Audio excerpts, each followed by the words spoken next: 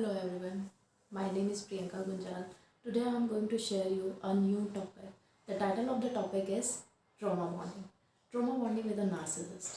जब भी आप किसी narcissist पर्सन के साथ में होते हैं तो आपको कैसा फीलिंग आता है या वो आपको क्या फील करवाते हैं और हम इसको ट्रॉमा बॉन्डिंग क्यों कह रहे हैं, राइट?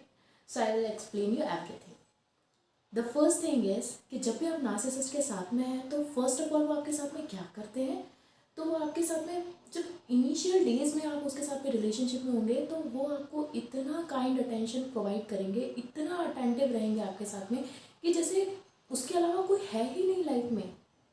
डे नाइट जब भी आपको टाइम की ज़रूरत होगी या जब भी आपकी लाइफ में कोई प्रॉब्लम होगी तो वो एकदम हीरो की तरह आएंगे और हमेशा आपकी प्रॉब्लम को रिजॉल्व करने की कोशिश करेंगे, right? After that some time, over a time a period क्या हो जाएगा आपके साथ में कि ये चीज़ धीरे धीरे कम हो जाएगी. उनकी इमोशनल पहले तो वो आपको पूरी तरह से अपने ऊपर इमोशनली वनरेबल बना लेंगे, पूरी तरह से आपको डिपेंडेंट कर लेंगे अपने ऊपर, राइट? तो आप इमोशनली, फिजिकली, फाइनेंशियली हर तरीके से वनरेबल हो जाते हैं उस पर्सन के लिए, राइट? लेकिन over a time a period जैसे जैसे टाइम बीतता जाता है आप वो समझ चुके हैं कि आप उन पर पूरी तरह से इमोशनली वनरेबल हो चुके हैं और आप कहीं नहीं जा रहे हैं, राइट? हर चीज़ में छोटे मोटे डिसीजन भी अगर आपको लेना है तो आप क्या करते हैं, आप उनसे पूछते हैं क्योंकि समहाउ आपको लगता है कि नहीं ये पर्सन मेरा है और ये कभी भी मेरे साथ में कोई गलत चीज़ नहीं करेगा, राइट? उसके बाद में क्या होगा कि ये कभी कभी ही आपको वो लबी डबी, वो चार्मिंग, आप वो इनिशियल डेज में तो आपको हमेशा लबी डबी, चार्मिंग, एक बहुत ही इतनी खूबसूरत स्टेट में आप होते हो और इतनी केयरिंग कंडीशंस वो आपके साथ में इम्प्लाई करते हैं, इतना इम्प्लीमेंटेशन करते हैं अपने रिलेशनशिप को संभालने के लिए, इतना ओवर केयरिंग, इतना ओवर डिजर्विंग हो जाते हैं कि बस यही है, राइट?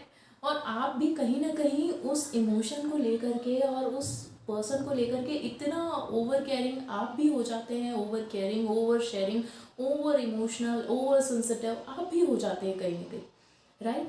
लेकिन a long time a period ये क्या कर देते हैं कि आपको धीरे धीरे धीरे धीरे कहीं ना कहीं डिवैल्यू कर देते हैं. इनको पता है कि आप 4 में से 2 बात आपके मन की और 2 बात उनके मन की करेंगे तो मतलब there is a equal give and take वाली बात हो जाएगी. ये इक्वल हो गया है कि ठीक है मैंने 2 बुराई तुम्हारी अच्छी की है तो मैं तुम्हारी 2 अच्छाइयों की भी बात कर देता हूँ, राइट? तो वो चाहते हैं और वो ये चीज़ बहुत अच्छी तरीके से समझते हैं कि उन्होंने आपको इमोशनली वनरेबल अपने ऊपर कर लिया है. अब जब आप इमोशनली वनरेबल हो गए हैं उस पर्सन के ऊपर तो थोड़े ही दिनों के बाद में आपको सच्चाई सामने आती है and that is very very horrible, right? तो this is a very big red flag. तो जहाँ पे भी आपको ये चीज़ समझ में आ रही है या ये चीज़ नज़र आ रही है सो प्लीज़ प्लीज़ समझ जाइए कि ये एक रेड फ्लैग है और ये आपके लिए बहुत ही ख़तरनाक चीज़ है जो आपके साथ में हुई है, राइट? ये आपको डीवैल्यू करेंगे, डिफेम करेंगे और रह रह के ही आपको क्या करेंगे, टॉन्ट करेंगे क्योंकि उनकी पथेटिक सोच और उनकी पथेटिक माइंड गेम्स के चक्कर में आप क्या होगे, पड़ जाओगे. फिर वो कभी कभी आपको इमोशनल वनरेबिलिटी दिखाएंगे, that is we can say the drip supply. तो वो आपको थोड़ा थोड़ा ड्रिप सप्लाई देंगे, थोड़ा थोड़ा, बिल्कुल थोड़ा थोड़ा, कि कहीं ज़्यादा चला गया तो पता नहीं फिर क्या हो जाएगा, राइट? क्योंकि उनका मास्क इतना हैवी होता है, इतना फ्रेजाइल होता है कि वो क्या करते हैं, उस मास्क के पीछे छुप जाते हैं. तो उनका मास्क एक चढ़ा हुआ है और उस मास्क के पीछे वो छुपे हुए हैं और वो अपने गेम्स खेल रहे हैं आपके साथ में, राइट? तो वो ड्रिप सप्लाई आपको देंगे जब उनको ज़रूरत लगेगी, जब उनको आपसे कोई काम करवाना है तो दैट इज़ वही लवी डबी सा पर्सन आपके सामने आके खड़ा हो जाएगा और वो फिर आपको बोलेगा कि देखो ऐसा नहीं ऐसा करो, ऐसा नहीं ऐसा करो. तो आप कहीं ना कहीं उनके इशारों पे एक पपेट की तरह चलने लगते हैं, राइट?